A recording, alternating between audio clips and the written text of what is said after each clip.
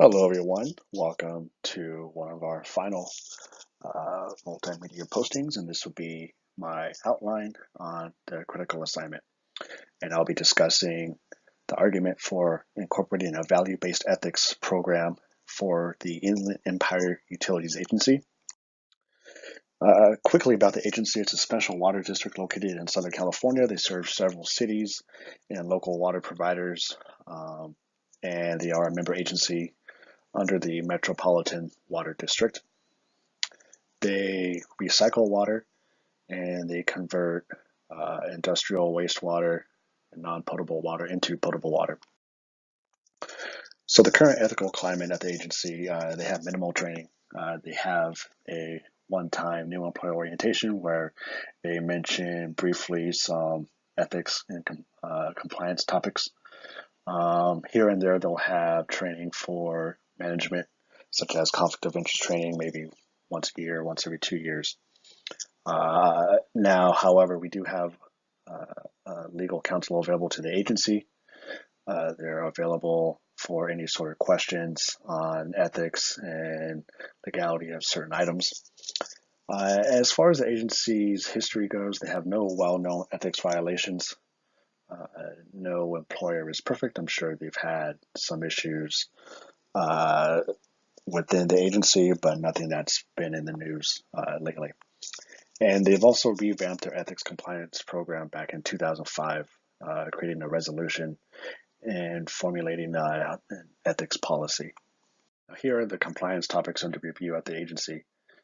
They have a 9-point ethics program, and I'll be highlighting 4 of them.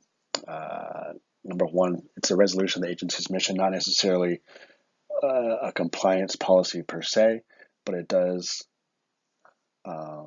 hint at the direction of a value-based system where they don't have a value-based system at the agency, but we could use this point to build upon it in the future. And the other 3 items governing personal purchases, nepotism, fraternization, and procurement policy, they haven't had any issues with these at the agency, but these are pain points I have seen at other government agencies, especially in nepotism and then procurement policy.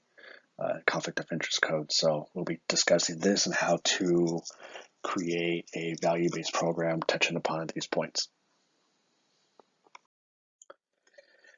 And then, of course, I'll be discussing how adding a value-based ethics program could improve the agency. They do have a compliance program, and as we know, compliance and value-based are not mutually exclusive. They're not discrete. We could always combine them and build a solid ethics program. However, at the agency, they focus mainly on compliance.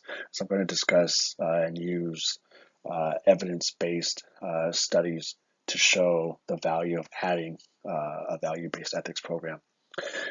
At the agency, they do have a Lean Six Sigma program, and Lean Six Sigma is all about cutting waste and adding value with every business process. And I believe that adding value-based ethics definitely fits into the Lean Six Sigma schema. And this is vital to the agency because the agency is expanding its business. Homes are being developed at an increasing rate, which means that the agency's customer base is expanding. They have more people that they're serving. Our operations are expanding. Employees the employee count might be increasing. So therefore, it's vital that they increase the ethics program as the operations increase, business increases, the scale of the agency's operations increases. And especially because we have an increasing number of retirements projected at the agency over the next decade. So we're going to have a lot of new and upcoming employees. So a standardized training is important. And that's the next part of my paper, discussing how to create a training program. The agency has tailgate meetings mostly focused on safety. So we could use the existing tailgate format at the agency to incorporate ethics training and talk about hot topics on ethics and compliance. And then the agency will have the option of either creating original training, have a human resources or an office of ethics create their own original training, or they could bring in, as I've seen at other agencies, consultants, legal teams to discuss on an annual, biannual basis certain topics regarding ethics. And then speaking about an Office of Compliance and Ethics, the agency does not have one. Rather, they have a few offices scattered throughout the agency. You have one office for risk management, you have one office governing procurement policy, you have the human resources team. Um, so I would argue in favor of creating a centralized Office of Compliance and Ethics. I have been at another agency in my career where they were rocked by scandals that made the news, and the response was to create a centralized office of compliance and ethics as oversight. And that office worked very well. I was a part of it, and we did very well to keep tabs on everything and improving and enhancing the culture to become a value-based system. However, I believe that the weakness at that agency was that they reacted uh, after the damage is already done. So here I'll argue that at the Inland Empire Utility Agency, they haven't been rocked by such a scandal, but it'll be wise to start this office before a mistake is made, like at the other agency.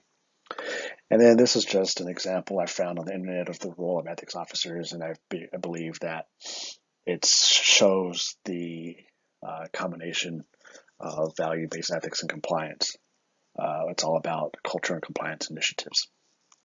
All right, that sums up my outline for the critical assignment. Thank you for watching and listening. And just for fun, since we're talking about a water agency, I included a diagram showing the water cycle. Pretty cool.